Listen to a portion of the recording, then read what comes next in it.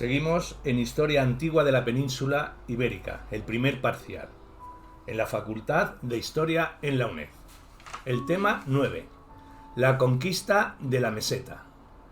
Las guerras contra celtíberos y lusitanos hasta la caída de Numancia. Imperialismo y crisis. La inclusión de la meseta en la órbita romana tras medio siglo de lucha solo se puede entender en un contexto de evolución política de Estado romano hacia la implantación de un imperio mediterráneo. Desde el 200 y tras su triunfo sobre Filipo V en la Segunda Guerra Macedónica, que supuso la teórica libertad de las ciudades griegas, Roma se asentó en el Mediterráneo oriental, donde la oligarquía romana no quería dejar de perder la oportunidad que suponía entrar a formar parte del horizonte helenístico. Mucho más tras la guerra con la Siria de Antíoco III, que supuso tras la victoria en Magnesia y la sucesiva paz en Apamea, en el 188, el relego de Siria a potencia de segunda fila. Tras la victoria en Pidna, en la Tercera Guerra Macedónica, se convirtió al reino en 4 repúblicas tributarias de Roma.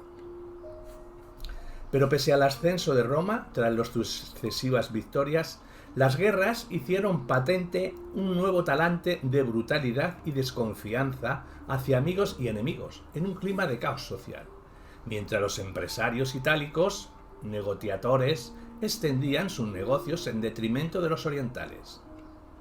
El odio antirromano cristalizó en Macedonia en una revuelta que, tras ser sofocada, significó su conversión en provincia romana, en el 148, 2 años antes de que el resto de Grecia perdiera su libertad tras la brutal destrucción de Corinto y en Occidente se pusiera fin a la Tercera Guerra Púnica, con la destrucción de Cartago.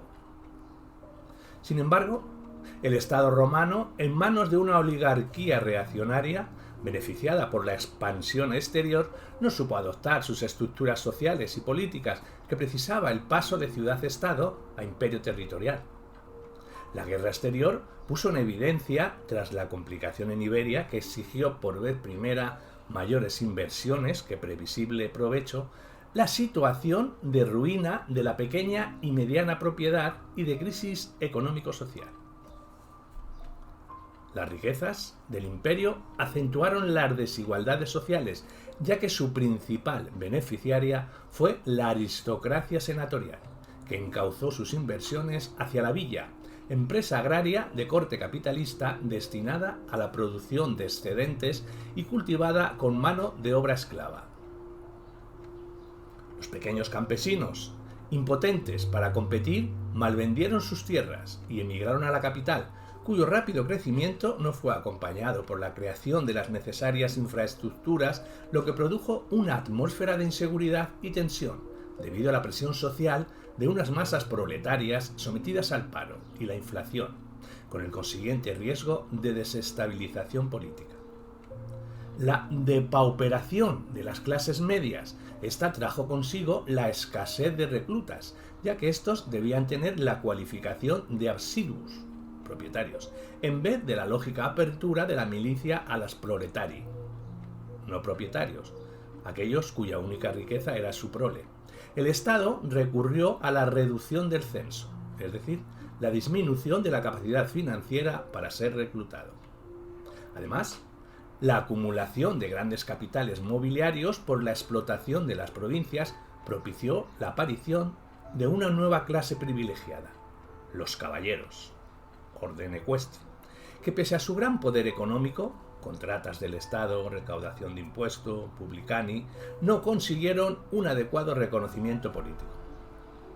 Y además, los problemas políticos y sociales que dividieron al Senado en una serie de facciones, con intereses distintos, que materializaron su rivalidad en la lucha por las magistraturas y gobiernos provinciales, fuentes de enriquecimiento, con ayuda de los magistrados que dirigían las asambleas populares, tribunos de la plebe.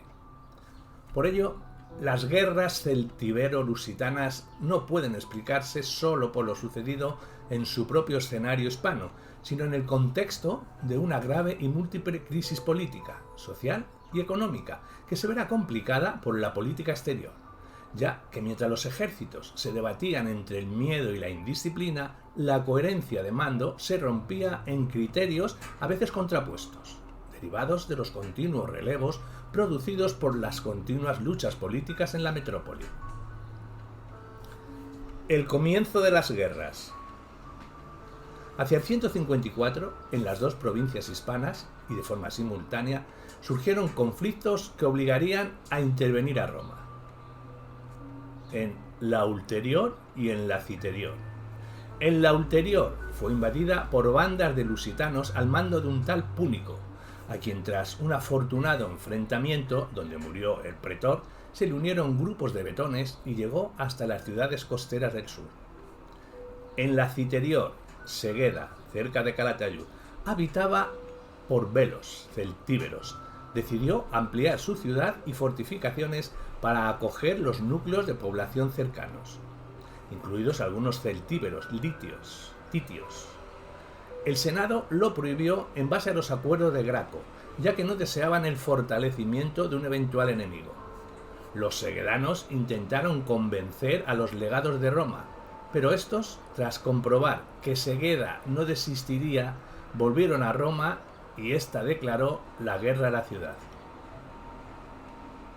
El Senado envió a la citerior al cónsul Fulvio Nobilio, con un ejército reforzado por auxilia itálicos e indígenas, ante cuya aparición los seguedanos buscaron refugio tras abandonar la ciudad en la Celtiberia ulterior, entre los arébacos, cuya capital era Numancia, que los acogieron y decidieron apoyarlos con las armas. Pese a que Nobilio fue derrotado, los desordenados indígenas, en persecución de los fugitivos, se encontraron ante la caballería romana de retaguardia, y derrotados se debieron refugiar en Numancia. El sucesor de Nobilio, el cónsul Marcelo, con una hábil combinación de fuerza y clemencia frente a Ocilis y Nertobriga, logró que todas las tribus celtíberas aceptaran enviar legaciones a Roma para renovar los pactos de Graco. El Senado consideró indigna y blanda esta actitud y ordenó la continuación de la guerra, que Marcelo reemprendió tras invernar en Córdoba, que él fundó, directamente contra Numancia. Sus éxitos en campaña decidieron a los numantinos, en unión a pelendones, titios y velos, a pedir la paz en el 152. En la ulterior, tras la muerte de Púnico, se repitieron las racias, que consiguieron ser frenadas por el nuevo pretor Mumio y su sucesor en el 152, Atilio Serrano. Se internó en Lusitania, conquistó Oxtracai y forzó la paz a los lusitanos, aunque esta solo fue un corto paréntesis en el encrudecimiento de la rebelión. En Roma, tras el triunfo de la facción dura del Senado, se encomendó la prosecución de la guerra a Licinio Lúculo, cónsul en el 151, aunque hubo de recurrirse a las levas obligatorias y a medidas afectistas. El senador Cornelio Escipión Emiliano, destacado defensor de la línea dura, se ofreció voluntario para la recluta de los efectivos necesarios, ya que la crisis social y las noticias de lo encarnizada de la lucha en Hispania la hicieron muy difícil. Lúculo hubo de respetar la paz alcanzada por Marcelo, pero realizó una serie de campañas contra los vaceos, cuyo territorio unía el de los celtíberos con el de vetones y lusitanos, para establecer cabezas de puente para futuras expediciones.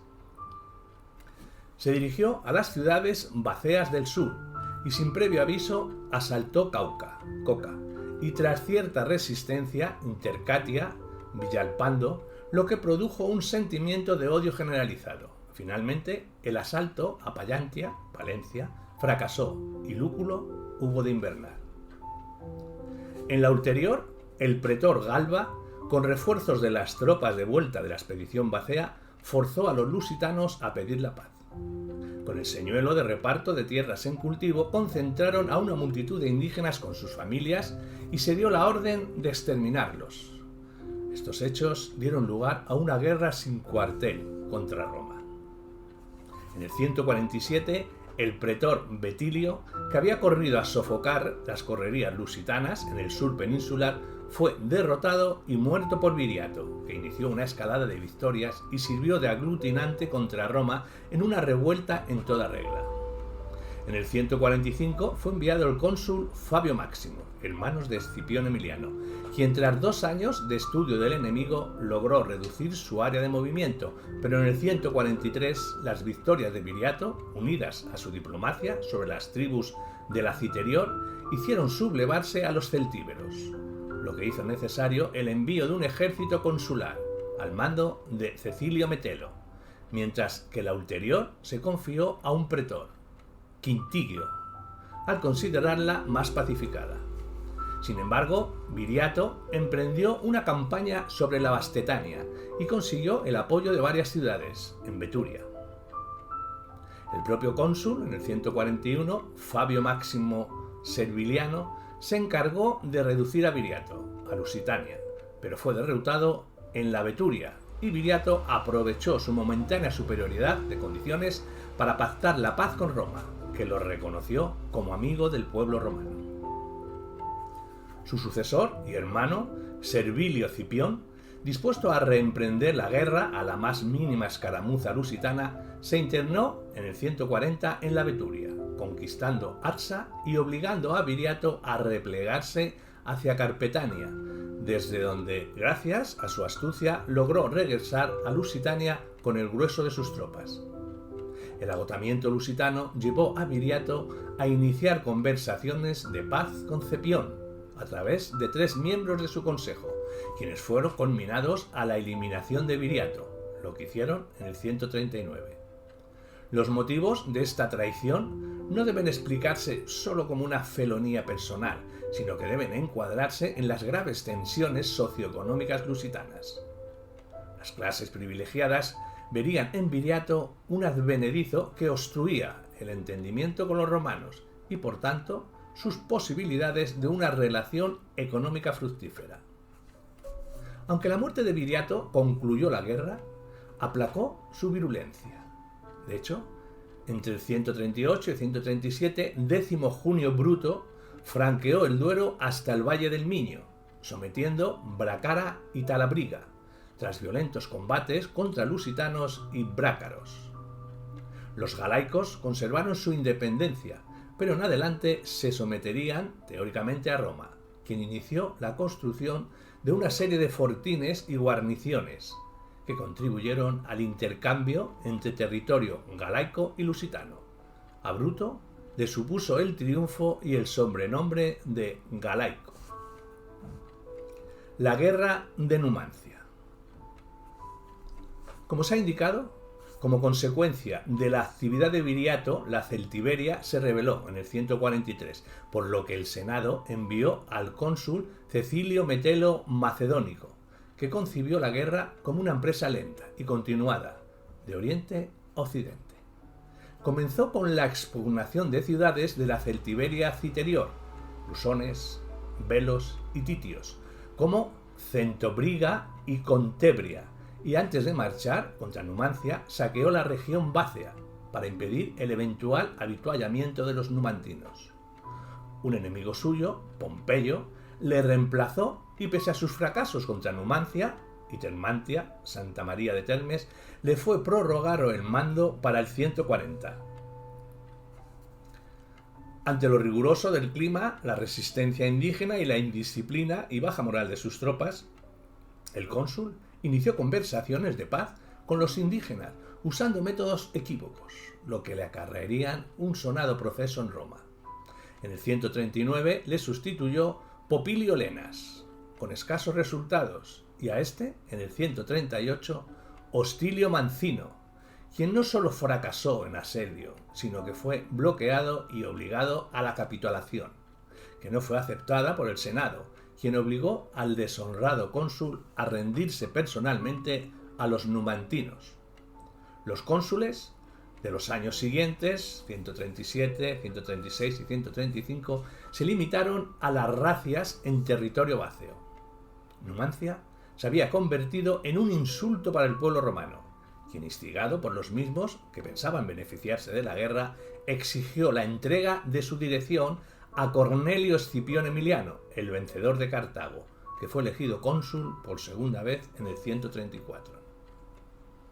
El ejército de refuerzo que llevó Escipión constaba solo de 4.000 voluntarios, entre los que se encontraban los posteriormente famosos Polibio, Lucilio, Mario y Graco, para lo que fue necesario eliminar algunos trabajos legales, pero fue un revulsivo efectivo para el ejército provincial, al que se le fue restaurada la disciplina con métodos expeditivos, para lo que fue necesario eliminar algunas trabas legales. Tras las acostumbradas racias en territorio vacío, incendio de los campos incluidos, dispuso un paciente y meticuloso asedio a la ciudad, donde el hambre empezó a hacer estragos.